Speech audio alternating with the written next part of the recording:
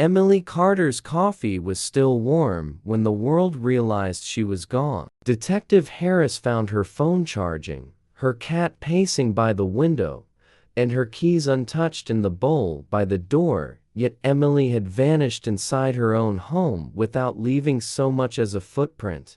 Emily Carter was 32 years old when she vanished inside her own home on a warm Saturday morning, leaving behind a scene so ordinary it became unsettling the longer people stared at it. She had been folding laundry in the hallway, her coffee was brewing in the kitchen, and the faint scent of toasted bread still clung to the air, as if it had just popped out of the toaster moments before. The cat was sitting by the window, tail flicking, staring at nothing in particular as the breeze swayed the thin curtains inward. The front door was locked from the inside. Her car was parked in the driveway with the keys in the bowl by the door, and her wallet sat on the console table beside a stack of unopened mail. Her phone was still plugged into the charger on the kitchen counter, buzzing occasionally with notifications she would never see. It was as if Emily had stepped out of the moment, leaving the world to continue without her.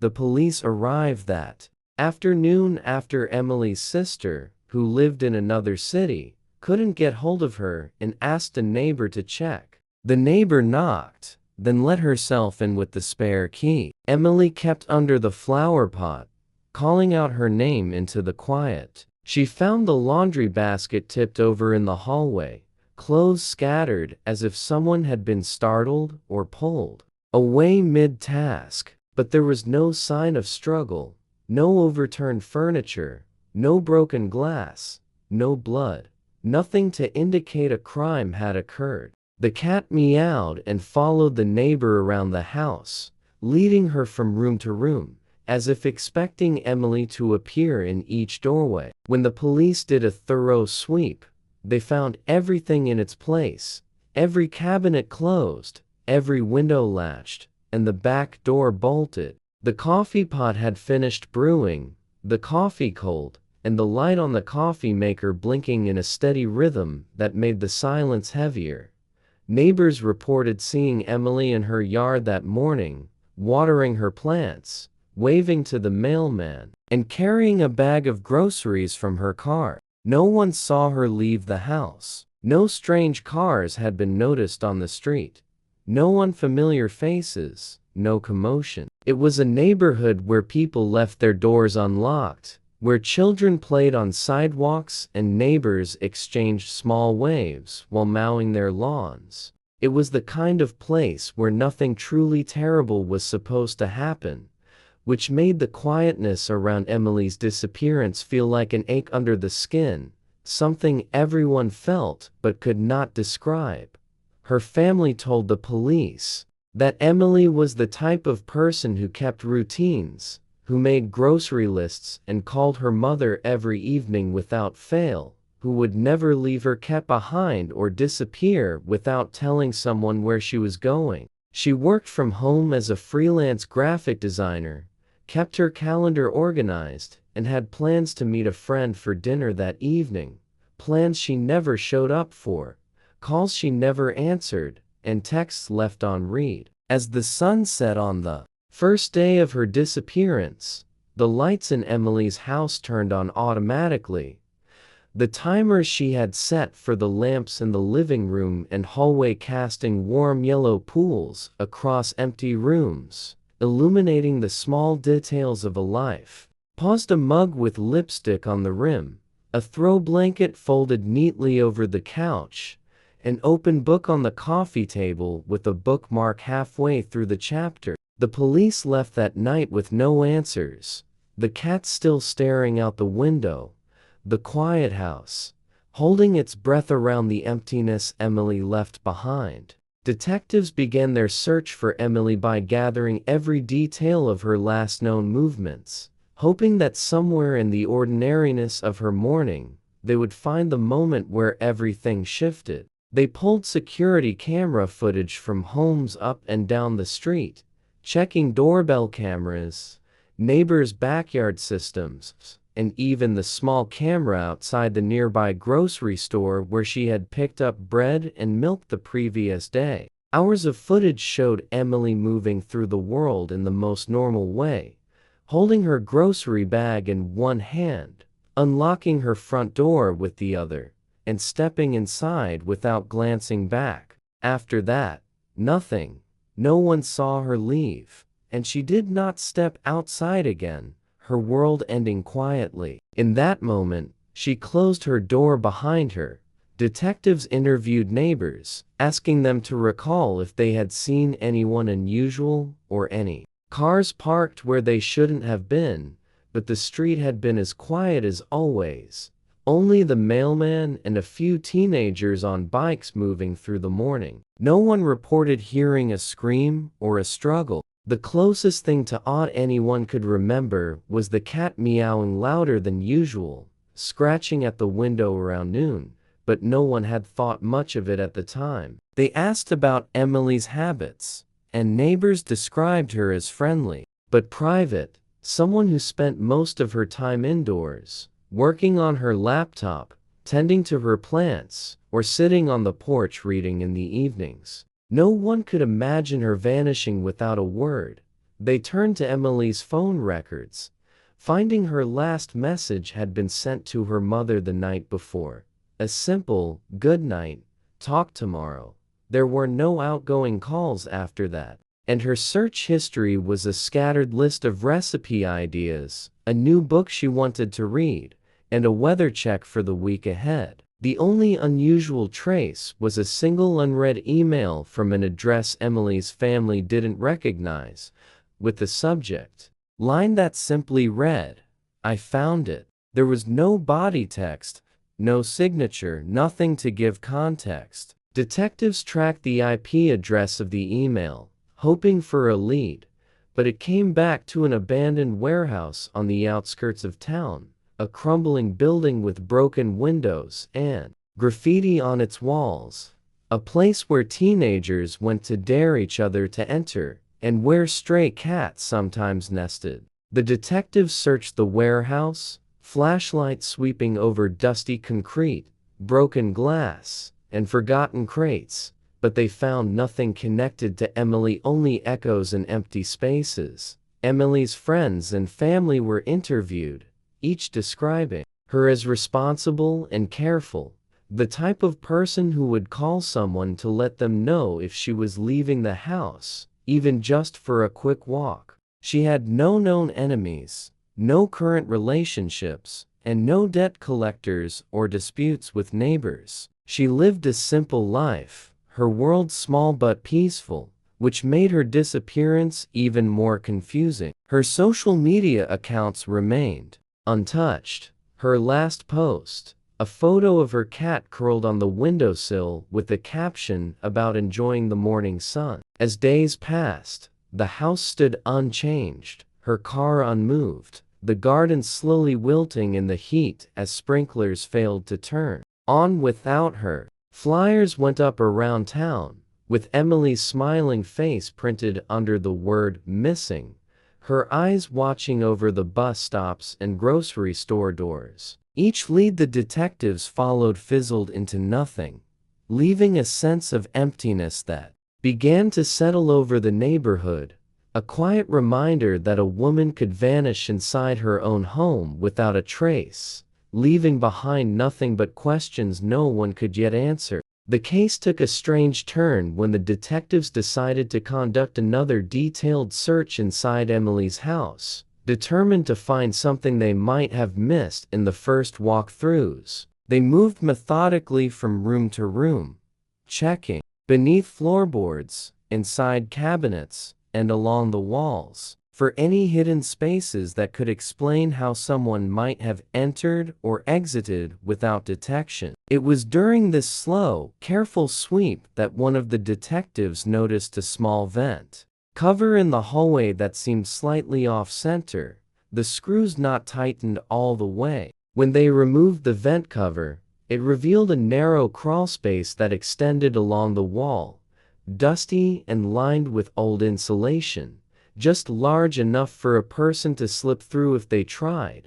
Inside the crawlspace, they discovered an old leather notebook, its cover cracked and flaking, tucked into a corner under a thin layer of dust. It was strange, because the notebook did not belong to Emily, and the handwriting inside did not match hers. The pages were filled with odd symbols, numbers, and dates, some going back decades, with entries written in different inks and fading with age. Some pages contained what looked like coded notes about the house, referencing parts of the structure and mentioning hidden spaces within the walls, while others contained names that meant nothing to the detectives. It was clear that whoever had owned the notebook had spent a long time studying the house, possibly even before Emily moved in, as some of the dates listed were from the 1970s and 1980s. Among the pages,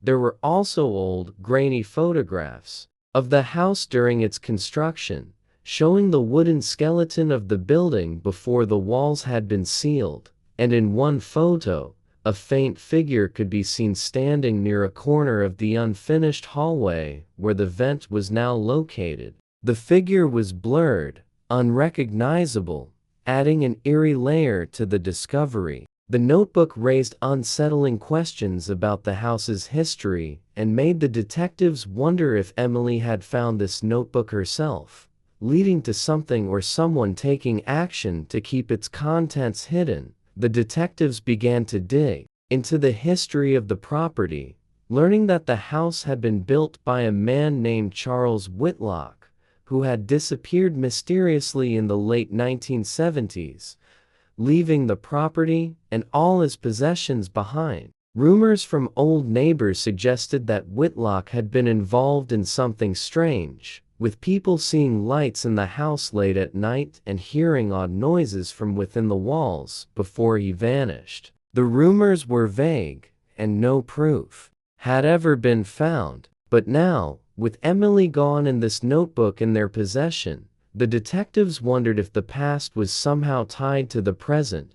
The notebook was sent for analysis, while detectives continued to comb through records and archives, trying to match the names and dates inside to missing persons or old crimes that might have happened in the area. The once ordinary suburban home now felt like it was hiding secrets deep within its structure, with its walls holding stories that had been forgotten until Emily's disappearance forced them back into the light. As the investigation continued, the house grew quieter, the cats still pacing near the windows at night, and neighbors watched with unease, sensing that the place they thought they knew might not have been as safe as they once believed. The detectives, increasingly convinced the house itself was the key to Emily's disappearance, returned with a forensic team equipped with ground-penetrating radar and thermal cameras. They scanned every wall and floor,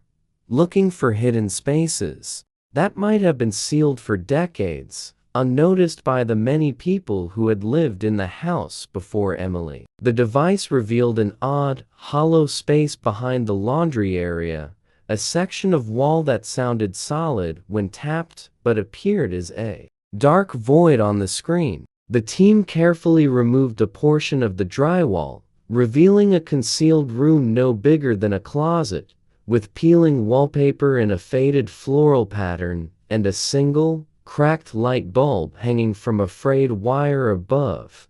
The air in the small space was heavy, filled with the scent of dust and old wood, as if it had not been disturbed in years. On the floor, there was a broken wooden chair with one leg missing, and in the corner sat a rusted tin box, its lid bent, but still closed. When they opened the box, they found a stack of letters tied together with brittle string, their edges yellowed, and the ink faded but still legible. The letters were dated from the late 1970s, written by Charles Whitlock to an unnamed recipient, speaking of a hidden inheritance tied to the house, money that had supposedly been concealed during the final phase of construction, with only cryptic notes hinting at its exact location within the structure.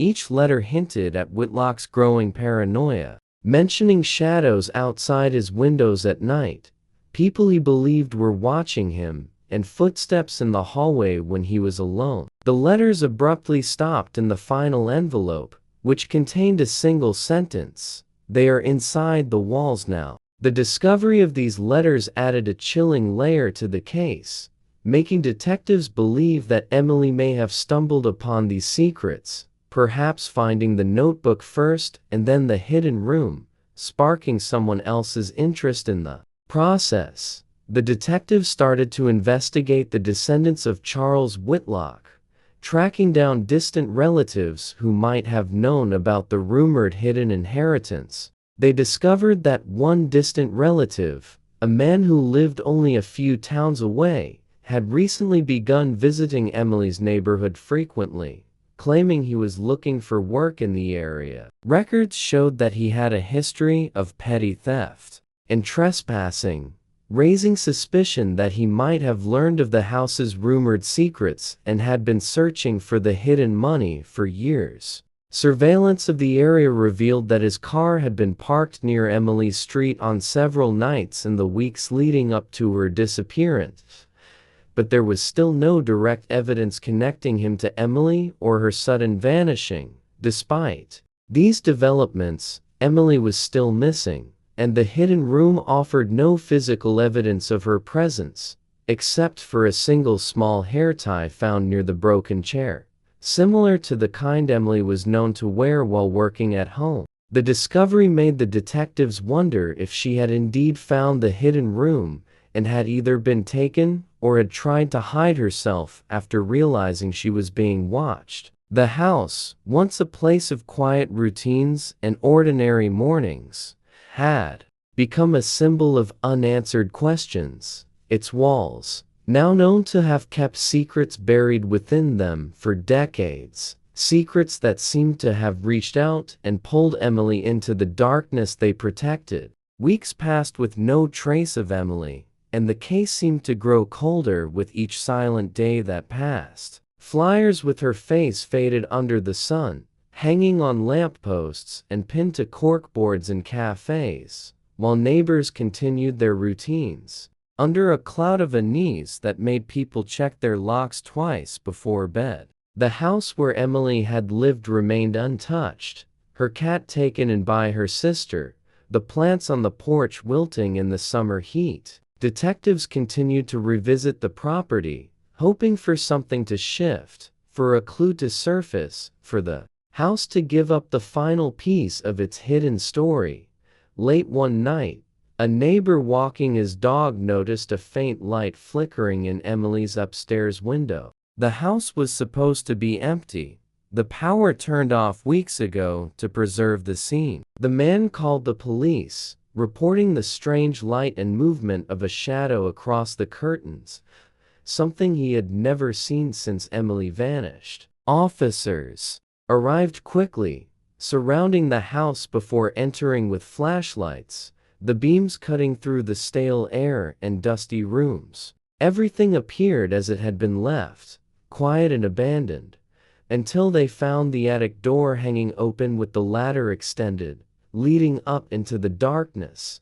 They climbed into the attic, the wooden beams creaking under their steps, dust motes swirling in the flashlight beams. In the far corner, behind a stack of old insulation boards, they found a narrow space where a false wall had been partially pushed open. Inside the hidden section of the attic, they found Emily, curled up and weak, her clothes dusty and her hair tangled, but she was alive. She blinked under the harsh light, shielding her eyes, her voice barely above a whisper as she tried to speak, but her words were hoarse from days of silence and thirst. Paramedics were called immediately, carrying her out into the cool night.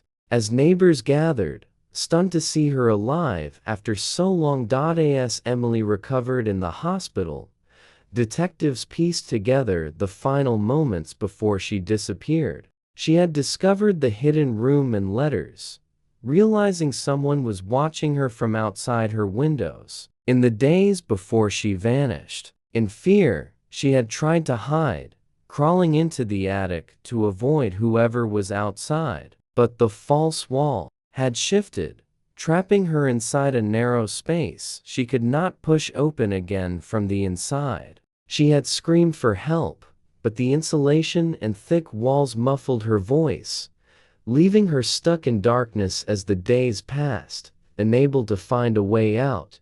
The man who had been seen around the neighborhood was later confirmed to be a distant relative of Charles Whitlock, still searching for the rumored inheritance hidden inside the house, unaware that Emily was trapped above him while he continued to search the property's hidden spaces at night. There was no hidden fortune, only a series of old letters and rumors that had destroyed the peace of everyone who believed in them. Emily's discovery had drawn out secrets that had long been hidden, revealing how the whispers of greed and fear could transform an ordinary home into a prison. Though she was alive, the memory of those silent days in the dark attic would remain, a reminder of how she disappeared in an instant within her own home, and how the house had nearly become her grave before finally giving her back.